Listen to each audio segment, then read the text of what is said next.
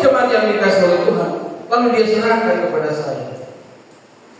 Ketika dia serahkan, Tuhan dia bekerja. Hari Minggunya dia datang ke gereja. Sebelumnya dia bukan jemaat, tapi hari Minggunya dia datang ke gereja. Ketika saya khotbah, kembali saya altar call. Ketika saya altar call, dia kembali maju. Minggu berikutnya dia datang lagi. Saya katakan, ibu sudah sehat? Sudah. Masih harus ke rumah sakit? Sepertinya tidak lagi. Apa lagi? Sudah sehat? Sudah. Ada damai sejahtera? Ada. Minggu ketiga dia datang lagi. Dia tanya saya, bisakah kami jadi jemaat di sini? Saya katakan, kenapa tidak bisa? Begitulah seterusnya. Bapak Ibu saudaraku yang dikasihi oleh Tuhan, harus berubah. Apabila ia jatuh, kata jatuh bukan di sini, bukan jatuh ke dalam dosa, bukan jatuh ke dalam dosa. Jatuh, misalnya bangkrut, jatuh sakit, ya, lagi mengalami kesusahan, kesulitan, dan lain-lain sebagainya. Tapi apabila ia jatuh, tidak sampai down, tidak sampai tergeletak, tapi Tuhan akan mengangkat, memulihkan. Dengan catatan, apabila hidupnya berkenan kepada Tuhan. Banyak hal, saudara-saudara. Ada orang, ya, ketika dapat uang di jalan, langsung merasa itu hak milik Anda. Dapat, tapi nggak salah itu jadi. Mungkin bisa dikatakan sekian 80% itu jadi hak milik kita, tetapi ada perlunya kadang, ya, kita harus kasih tahu dulu. Oh, ini bukan milik kita. Nanti apabila ada orang yang percaya,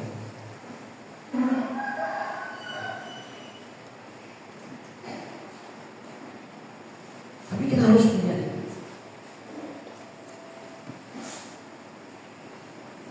Saya pernah melayani begitu di sebuah gereja. Selesai saya khotbah, salam begitu. Tiba-tiba di depan gereja saya dapat uang. Ya. Saya dapat uang banyak, sudah. Lalu saya tanya gembala, saya kasih sama bapak gembala itu, "Om, ini ada uang." Lalu mulai gembala tanya, "Ini uang siapa?" Pak pendeta ini dapat dari depan gereja. Langsung ada jemaat mengaku, "Iya, ada jemaat mengaku, oh uang saya dapat." Nah, tidak lama kemudian datang bendahara gereja. Rupanya persembahan yang barusan dijalankan. Oh, ada dia uang sekian, uang persembahan tadi, uang kas, jatuh. Aduh, udah kembali. Oh, ini uang gereja sekian, iya.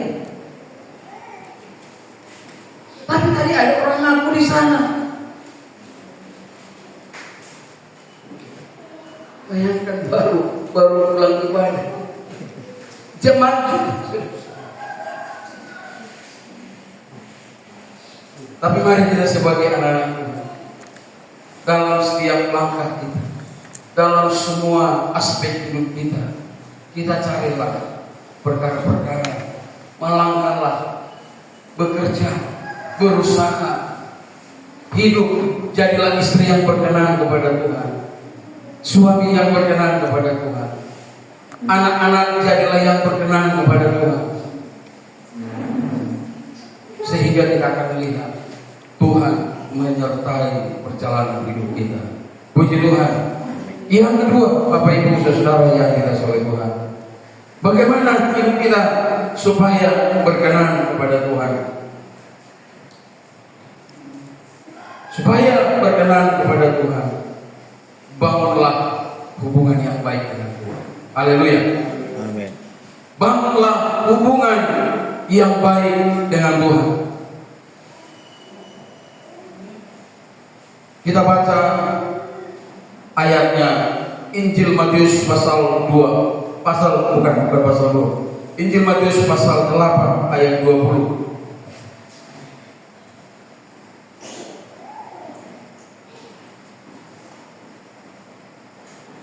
Injil Matius pasal 18 ya, maksud saya.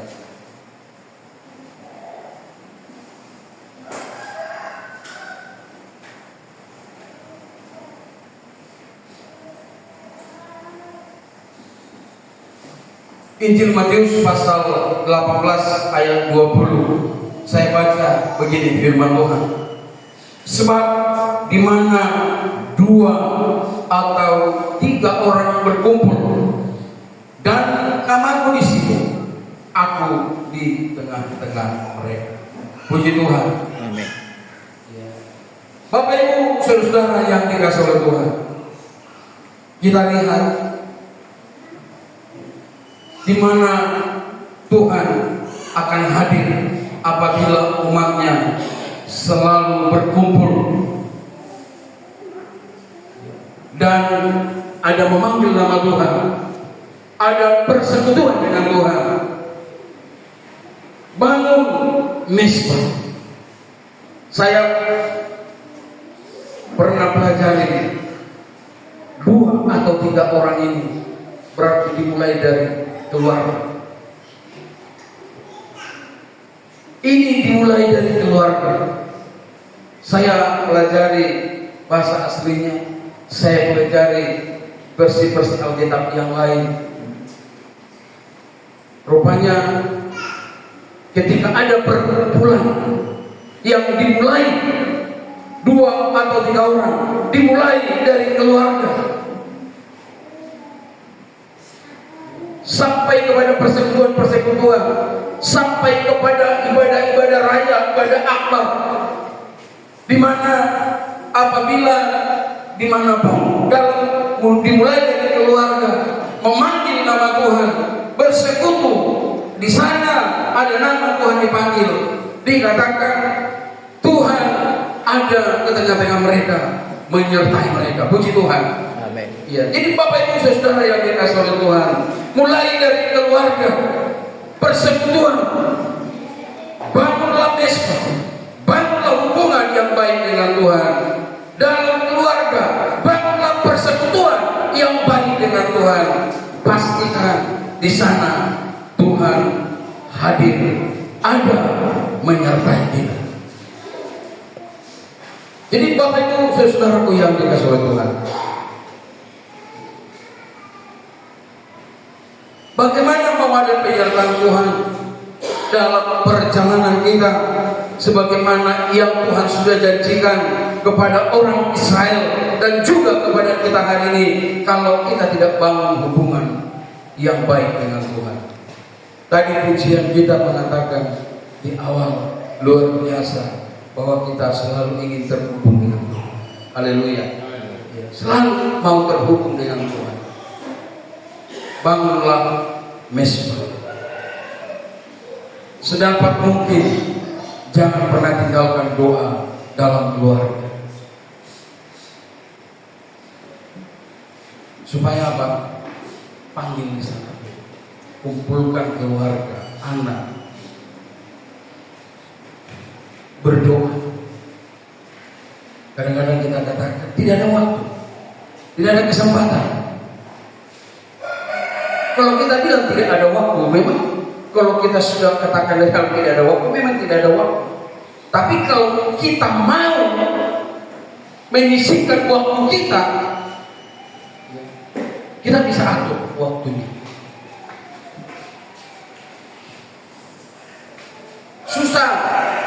Pak Pendeta, tidak ada yang susah kalau kita mau. Sebab itu di tahun 2022 kita ingin melihat penyertaan Tuhan yang lebih nyata, yang lebih luar biasa dalam perjalanan kita. Bangunlah, mulai dari keluarga, bangun persekutuan dengan Tuhan. Ya Tuhan hadir di sana. Yang terakhir ini perlu saya sampaikan bahwa apabila ingin ada penyertaan Tuhan, jangan ada berhala, jangan ada berhala dalam kehidupan kita, dalam keluarga. Coba kita baca ayat ini, itu mengajar kita. Keluaran 20. Ini mungkin kita sudah tahu, sudah hafalan, tetapi hari ini perlu kita renungkan kembali. Coba kita baca sama-sama ayat ini. Keluaran 20.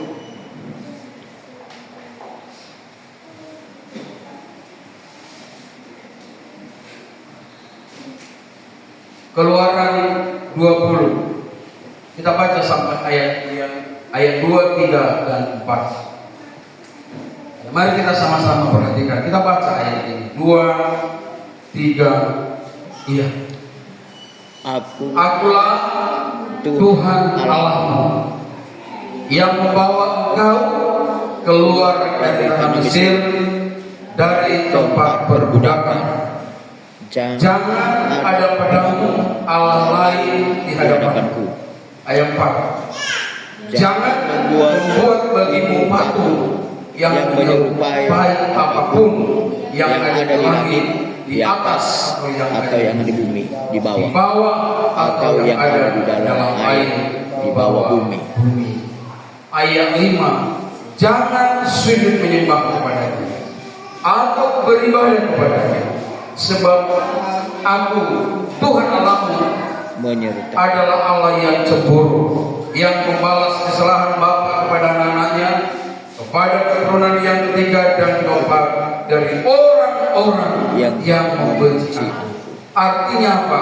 Tuhan katakan, kalau kita baca ayat sebelum dan sebelumnya, Tuhan hanya katakan begini, aku yang menyertai engkau keluar dari tanah Mesir hingga sampai ke tanah Kanaan. Akulah yang akan menyertai. Tapi satu hal, jangan ada padamu Allah lain. Puji Tuhan. Amin. Jangan ada padamu Allah lain. Memang tidak ada Allah lain selain Tuhan di dalam Yesus Kristus. Tetapi seringkali kita membuat ada Tuhan dalam hidup kita, membuat berhala dalam hidup kita. Saudara-saudara, ada orang punya asumsi bahwa berhala itu ketika dia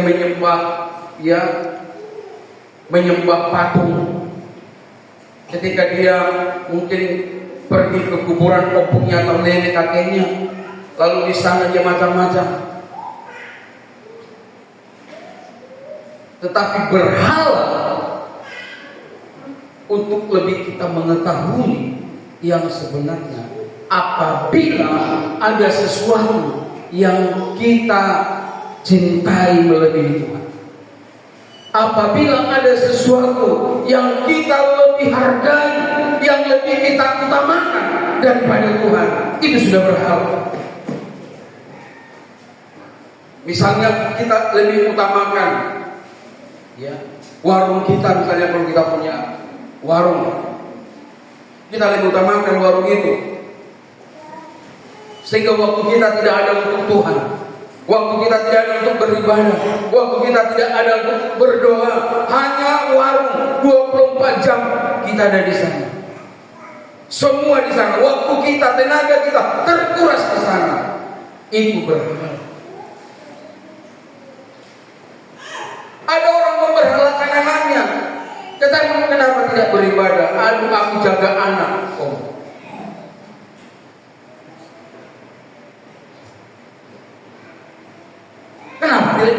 gereja nanya, susah om, kenapa susah? Kalau di gereja nanti dia pasti cengeng, ribut, toh juga harus mengganggu. Makanya saya tidak mau, ya lebih bagus saya tidak ke gereja demi anak ini. Sudah berhak, ada orang memberhak, sehingga semua terkuras di sana. Bahkan uangnya lebih terkuras di sana. Ada orang memperkenalkan harisan, memperkenalkan kumpulan saudara-saudara.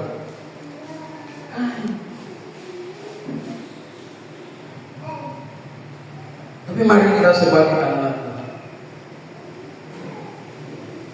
kita ingin melihat di tahun ini dan seterusnya penyertaan Tuhan itu menjadi nyata bagi kita. Kita lihat perjalanan bangsa Israel. Kalau kita lihat hidup bangsa Israel, ketika mereka taat kepada Tuhan, ketika mereka setia kepada Tuhan, ketika mereka mengutamakan Tuhan, tetap ada penyertaan Tuhan bagi mereka. Tuhan tidak meninggalkan mereka sebagaimana janji Tuhan. Di padang gurun siang malam disertai dengan tiang awan dan tiang api. Sampai mereka dimanapun bangsa Israel tetap berkemenangan. Tapi satu hal yang kita harus lihat, ketika mereka sudah jatuh dalam penyembahan berhala, ketika mereka meninggalkan Tuhan, ketika mereka tidak lagi beribadah kepada Tuhan, apa yang terjadi? Tuhan tinggalkan mereka. Tuhan tinggalkan mereka. Tuhan tidak mau menyertai mereka. Sehingga apa yang terjadi? Ketika datang musuh mereka kalah. Tapi ketika mereka taat, setia, beribadah kepada Tuhan, tidak ada berhala, tidak ada Allah lain bagi mereka, mereka pasti selalu berdoa. Ada Tuhan. Kenapa Tuhan? Karena ada Tuhan yang menyertai. Tapi sebaliknya, mereka akan kalah, mereka akan ketakutan, mereka akan putus asa, mereka tidak tahu harus berbuat apa. Kalau mereka sudah jatuh, ketika mereka meninggal. Sebab itu, Bapak Ibu Saudara yang kita saudara, mari kita sebagai jemaat yang ada di tempat ini, saya percaya di tahun ini, selanjutnya dan selanjutnya, biar Tuhanlah yang akan menyertai kita. Puji Tuhan. Amin. Tuhan Haleluya. memberkati. Mari sama-sama.